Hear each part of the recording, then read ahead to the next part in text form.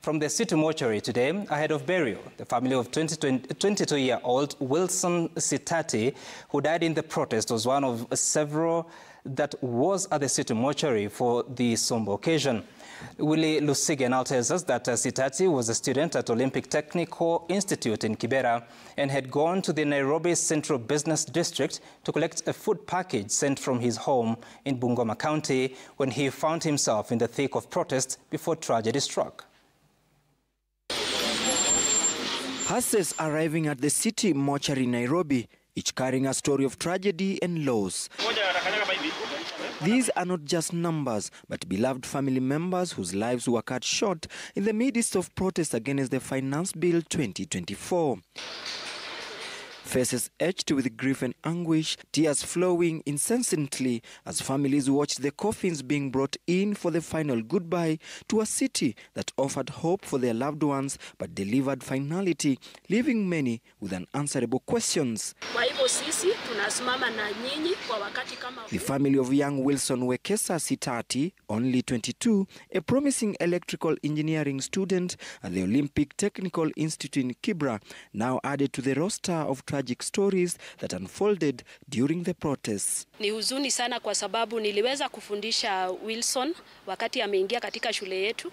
Niliweza kuwapeleka through life skills. On the fateful Tuesday, his search for a simple food parcel sent from his hometown in Bungoma County led him to the turmoil of the city, away from the institution which he will never return to. Inaumiza. Mtoto wetu hakukuwa kwa maandamano. Alikuwa ameenda kuchukua mzigo ya chakula. Hata hiyo chakula bado iko North Rift. Hatujaenda kuichukua. Desolation gripped his family as days passed without a word, his phone remaining silent until Thursday when they were informed of his demise. Wilson's lifeless body had been found at the City Mortuary. Tukapata hapa morgue attendant. Vizuri alikuwa amepika picha ya hao watu wote, hayo mili yote. Tukamuuliza akasema hebu kuja muangalie tuone kama mtamtambua hapa. By bad luck tukaangalia vile alikuwa amevaa hivyo tu tena, ndio hiyo picha yake ilikuwa hivyo kwa simu. Hivyo ndio tulimpata. The family was informed that Wilson's body was brought in by police officers who claimed they had found him among injured demonstrators. The autopsy report indicating that Wilson died from blunt force trauma to the chest and a blunt object to the neck. His family strongly believes that he was not a protester and did not know the city well because he was a stranger. You can imagine, wazazi wake saizi, they can imagine that their kid amekufa kwa cold blood, innocent. It's very painful. It's hard to accept. But it's very sad to our leaders who are sending our young generation to heaven. But what I know, heaven is real and hell is true. If this is the way you can send our people to heaven and they're innocent, then hell is waiting to the leaders too.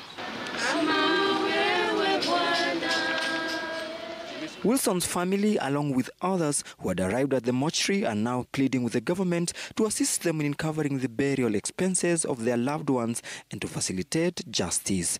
Ningependa serikali ipe fidia kidogo wale ambao wamefiwa. Sababu utapata wale watu wengi ambao walipatikana kwa huu mkasa, wengine hawakuwa waandamanaji.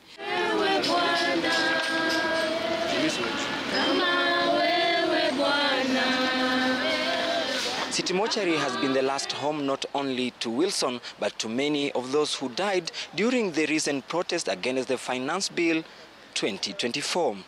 Willie Lusige, Citizen TV at City Mortuary in Nairobi.